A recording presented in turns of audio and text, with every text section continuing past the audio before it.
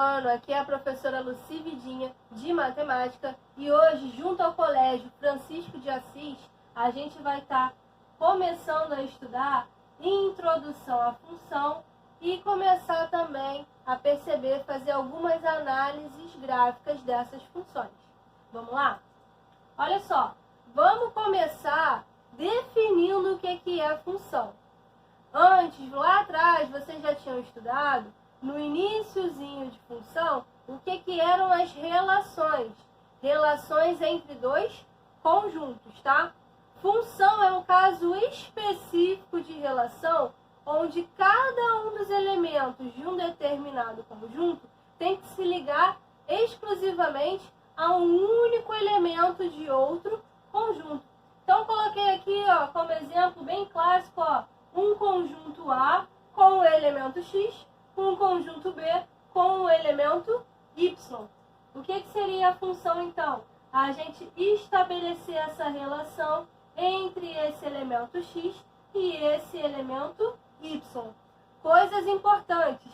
Cada elemento de A, ou seja, não pode sobrar gente aqui. Outra coisa importante, único elemento Y, ou seja, cada A tem que estar ligado a somente um único valor lá do conjunto de chegada. Beleza? Olha só, cuidado. O que acabamos de falar? Se eu tiver aqui no meu conjunto de saída, um elemento sobrando, basta que um cara sobrando já desconfigure isso aqui como função. Ou seja, esse exemplo aqui não é a função, e somente uma relação. Beleza? Outra coisa que desconfigura a ideia de função seria o que? Eu tenho o mesmo elemento de A dando dois elementos de B. Ou seja, eu não posso ter um cara do conjunto de saída se transformando em dois caras do conjunto de chegada. Mas nada impede, pessoal, que eu tenha dois elementos aqui do meu conjunto de saída dando o mesmo valor do conjunto de chegada. Por quê? Cada um deles continua se ligando a somente um único elemento, mesmo que esse elemento seja o mesmo. Para poder gravar isso mais fácil, essa ideia, o que a gente pensa? Pode se encontrar, mas não pode se perder. O que isso quer dizer? Posso ter dois caras de X dando o mesmo valor de Y, tá? Isso é considerado função, mas não posso ter um único valor de X dando dois Y diferentes. Aí seria relação e não função. Show? Continuando, gente, agora com um exemplo, Nesse exemplo aqui, a gente tem de novo dois conjuntos, tá? O A e o B. Não sobra ninguém no conjunto A, beleza? E cada um dos elementos de A está ligado a um único elemento de B. Ou seja, esse cara é um bom exemplo de função. Vamos denominar agora esses conjuntos. Como assim, Esse conjunto de saída, onde sai a informação, a gente vai chamar de domínio. Ele se refere ao nosso conjunto que contém os elementos do X. Nesse exemplo aqui, o nosso domínio contém os elementos 0, 1 e 2. O conjunto de chegada vai ser o contradomínio, beleza? Contradomínio nesse exemplo aqui, então, é o 0, 1, 4 e o 5. Show? Lucy, e a imagem? O que seria a imagem? A imagem vai ser um subconjunto do conjunto contradomínio, onde a gente tem somente os elementos que chegam à informação da função. Ou seja, aonde a gente tem esses ligantes. Então, na imagem aqui, seria os elementos 0, 1 e 4. Beleza, gente? Outra coisa importante aqui, é isso aqui. O que é isso aqui? Isso a gente chama de lei de formação da função. É ele que determina qual elemento de A vai ligar a qual elemento de B. Por exemplo, aqui eu estou falando o seguinte, y igual a x ao quadrado. Ou seja, eu vou pegar o meu x, vou ter que elevar ele ao quadrado para descobrir qual vai ser o y que eu vou me ligar. Então, se o x é 0, 0 ao quadrado dá 0. Por isso que o 0 se ligou com 0. Agora, se eu pego 1 elevado ao quadrado vai dar 1. Por isso que o 1 continua se ligando com 1. Agora o 2. 2 ao quadrado, 4. Por isso que o 2 está se ligando ao 4. Show? Nesse slide agora, a gente vai começar a falar sobre gráficos, tá? Para falar sobre gráficos de função, a gente tem que lembrar de plano cartesiano. Vai ser extremamente importante a gente dar essa relembradinha aqui. Então, olha só, o que é o plano cartesiano? Ele é a junção de dois eixos contendo o conjunto aí dos números reais, tá? Onde um eixo é colocado horizontalmente. Esse eixo horizontal é o eixo do x, o eixo das abscissas, e o outro eixo é colocado verticalmente, vai ser o eixo do nosso y, da chegada das informações, tá? Da nossa imagem.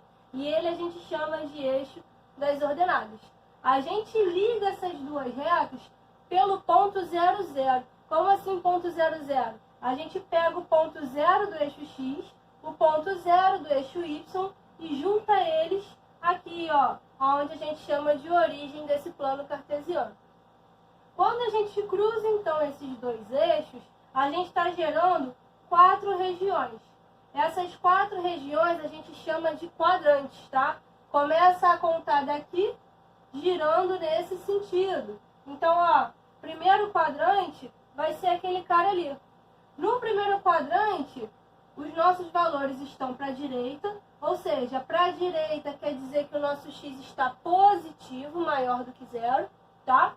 E o nosso y está para cima, ó. Ou seja, nosso eixo y ele cresce para cima.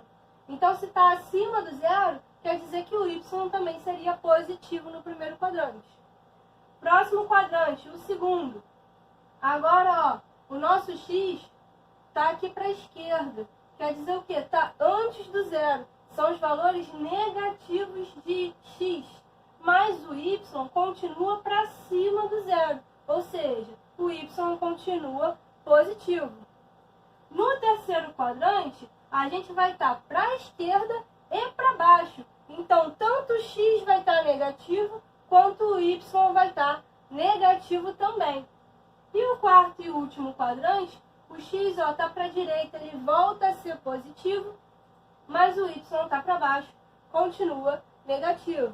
Importante, para a gente determinar as regiões dentro desse plano cartesiano, a gente vai trabalhar com pares ordenados. O que é o par ordenado? É a relação entre um valor do eixo das abscissas com o valor do eixo das ordenadas. Isso aqui vai gerar um ponto lá no plano cartesiano. Show? Sempre vem o x antes e o y depois. Vamos ver um exemplo agora, ó. Representação gráfica. Eu estou dando a função f de x igual a x ao quadrado. Coloquei aqui um plano cartesiano simples para a gente poder traçar esse gráfico. Esses tracinhos aqui, ó, é só para representar a unidade, tá? Então aqui seria 1, 2, 3, 4, menos 1, menos 2, menos 3, menos 4, assim por diante ali no y também. Aqui em cima, ó, tá escrito assim, função de reais em reais. Ou seja, o nosso conjunto de saída vão ter os reais. O nosso conjunto de chegada também é o conjunto dos reais. Show? Então, o que a gente vai fazer? Vou pegar aqui minha lei de formação, vou estabelecer alguns valores para x, descobrir os valores de y que se ligam a esse x, para encontrar nossos pontos, nossos pares ordenados e marcar aqui no plano cartesiano. Primeiro cara que eu fiz, ó, escolhi o x ser 0, fiz y é o f de x, seria então, ó, 0 ao quadrado, que dá 0, formou x0, y0, ponto 0, 0. Quem é o ponto 0, 0? Já mencionamos ele, ó, é a nossa origem que eu acabei de marcar aqui de amarelo. Show? Vamos marcar mais 2 pontos agora simultaneamente. Quando x é 1, 1 ao quadrado vai dar 1. Ou seja, o ponto 1, 1 também faz parte dessa nossa função. Agora, se o x fosse menos 1 ao quadrado também dá 1. E aí forma o ponto menos 1, 1. Ué, Lucy, você tem os dois x's ali diferentes, dando o mesmo valor de y? Isso é função?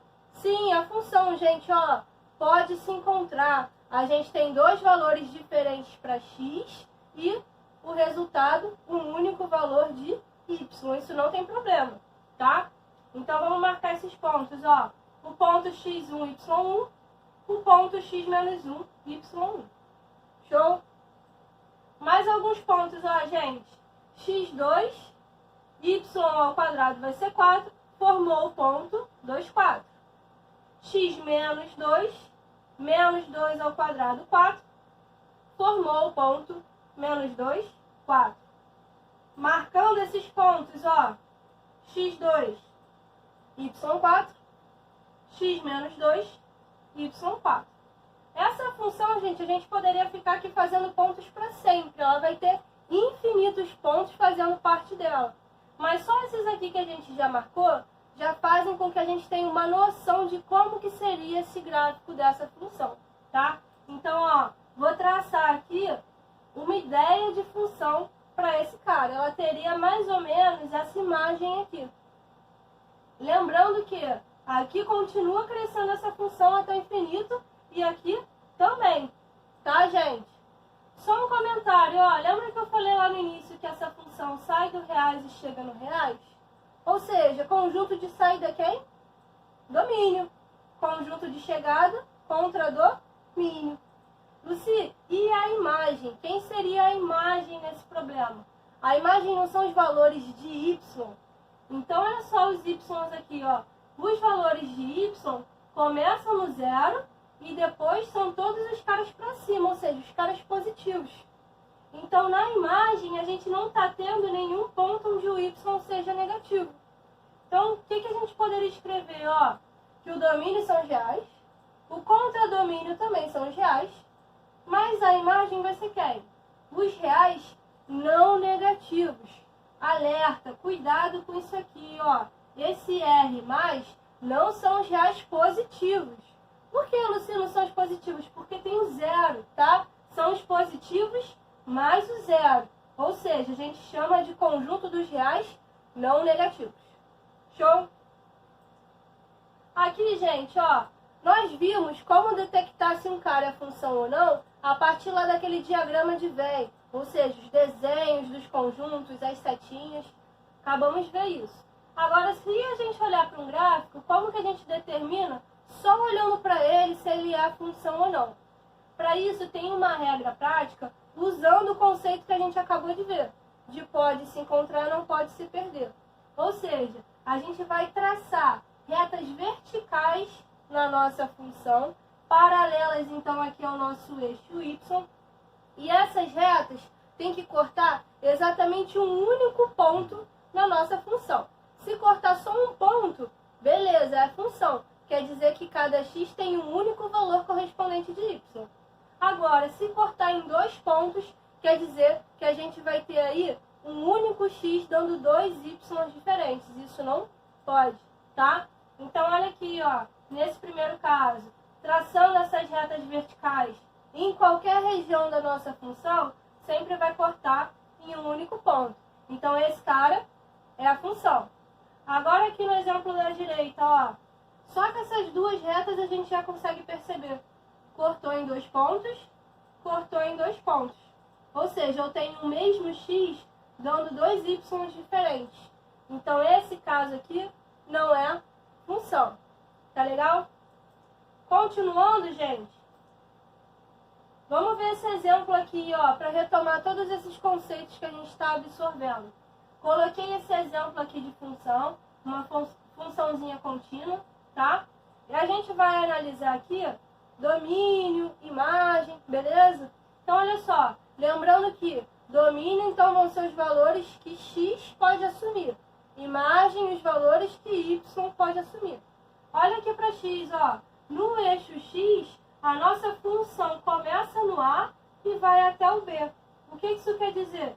Que toda essa região aqui, entre o A e o B, incluindo o A e incluindo o B, são domínio. Como assim, Lucy, incluindo o A e o B? Esse ponto não faz parte da função? Esse ponto também. Ou seja, o A e o B estão dentro do domínio.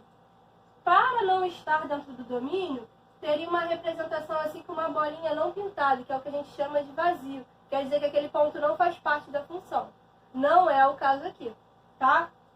E a imagem, olha aqui, ó. A imagem vão ser os valores que y pode assumir. Ou seja, começa lá no C, vai até o D. É todo esse intervalo de valores. Então, ó, domínio é fechado em A, fechado em B. O que é fechado mesmo? Quer dizer que inclui aqueles caras. E a imagem, fechado em C, fechado em D também, porque C e D também fazem parte ali da nossa função. Agora a gente vai começar a falar sobre alguns elementos da função. Primeiro, raiz ou zero da função. O que é isso? São os valores de x que vão zerar a minha função. Por isso que a gente chama de zero da função. Ou seja, basta que a gente iguale a nossa função, que é o y, a zero. Então, se você tem lá a função que achar o zero da função, basta que você pegue a função inteira, o y, iguale a zero. Os valores de x serão as raízes ou zeros dessa função, tá? No gráfico, a gente consegue ver isso bem fácil. Como assim? Vão ser os valores que vão cortar o nosso eixo x. Por que os valores que vão cortar o nosso eixo x? Porque o eixo x está passando exatamente no nosso y0, que é o zero da função, tá? Mais na frente a gente vai ver um exemplo geral com todos esses elementos, tá bom? Próximo elemento, gente. Como analisar se uma função é crescente ou decrescente?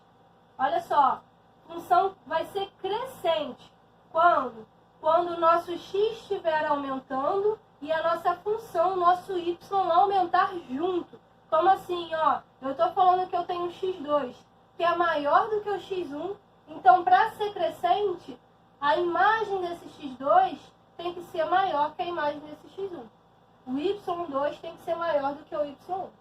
Beleza? Nossa função vai estar crescente. Decrescente, então, vai ser o contrário. Ou seja, conforme o nosso x for aumentando, o nosso y vai diminuindo. Beleza? Então, ó, o x2 é maior do que o x1, mas o y2 aqui é menor do que o y1. Por isso que essa função é decrescente. Tá legal? Sinal de uma função. Gente, sinal da função, toda vez que a gente fala a palavra função, algo da função é relativo ao y, porque o y que é igual a uma função de x, tá? O y é a nossa variável dependente. O x é a nossa variável independente. Como assim? O x acontece sem depender de ninguém.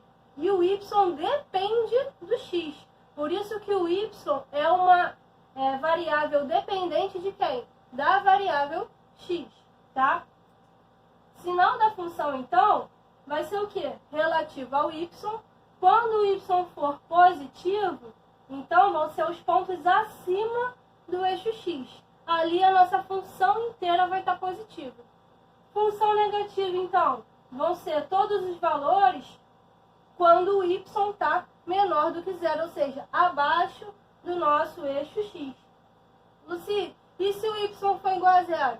Se o y for igual a zero, a gente já falou, é o zero da função, beleza? Então tem função positiva, raiz da função, zero da função, e função negativa. Muito cuidado para não confundir sinal da função com ser crescente ou decrescente. A função ser positiva ou negativa não tem nada, absolutamente nada, a ver com ela ser crescente ou decrescente, tá? Crescente ou decrescente é o que a gente já falou no slide anterior. Nesse slide agora, ó, é se está acima do eixo ou se está abaixo do eixo. Show? Máximo e mínimo da função. O que vai ser o valor de máximo da função? Vai ser o ponto mais alto daquela função. Vai ser o maior valor que o y pode assumir. Mínimo vai ser o contrário, então, ó, menor valor que o nosso y pode assumir. Algumas funções, gente, vão ter máximos e mínimos que a gente chama de globais e locais. O que seria isso? Máximo ou mínimo global é o pico máximo, ou seja, o valor mais alto de todos, e ali o vale máximo, né? No caso mínimo, ou seja, o menor y de todos, tá? Mas nada impede que a gente tenha uma função que ela tenha mais de um pico, tá? Esses outros picos que não são o maior de todos, a gente pode chamar de máximos locais. Porque naquela região, se a gente tirasse uma fotografia só daquele pedacinho da função, aquele cara seria o nosso máximo, tá? Vamos ver no próximo exemplo aqui, ó, nessa função. Então, ó, tem um plano cartesiano aí, tem essa função aqui, ó, amarela traçada. Vamos falar de cada um dos elementos agora nesse exemplo. Primeiro elemento que a gente vai falar, ó, raiz ao zero da função. Tá fácil. São os caras, ó, que cortam o eixo x. Então é o xa, o xb, o xc e o xd. Tá lá, ó. Esses caras são os zeros da nossa função. Então essa função aqui, esse exemplo, tem 4 raízes. Próximo elemento, ó. Vamos estudar o sinal dessa função. Estudo do sinal, é se ela é positiva ou negativa. Quando que ela vai ser positiva? Quando a nossa função estiver, ó, acima do eixo x. Então, nessas 3 regiões, ela é positiva. Ou seja, antes do A, entre o B e o C e depois do D. Quando que ela vai ser negativa? Entre, ó, o A e o B e entre o C e o D. Luci, como escrevo isso bonito, matematicamente? Ó, nossa função é positiva quando no trecho que vem do menos infinito até A, união, trecho entre o B e o C, união, trecho do D até o mais infinito. Por que que esses colchetes estão para fora? Significa que esses pontos estão em aberto. Como assim estão em aberto? Eles não fazem parte da nossa função positiva. Por quê? Porque o D, o C, o B e o A são as raízes da função. Quando o x assume esses valores, a função não é positiva, ela é zero. Show? Então aqui vai estar sempre todo mundo aberto. E a função negativa, ó.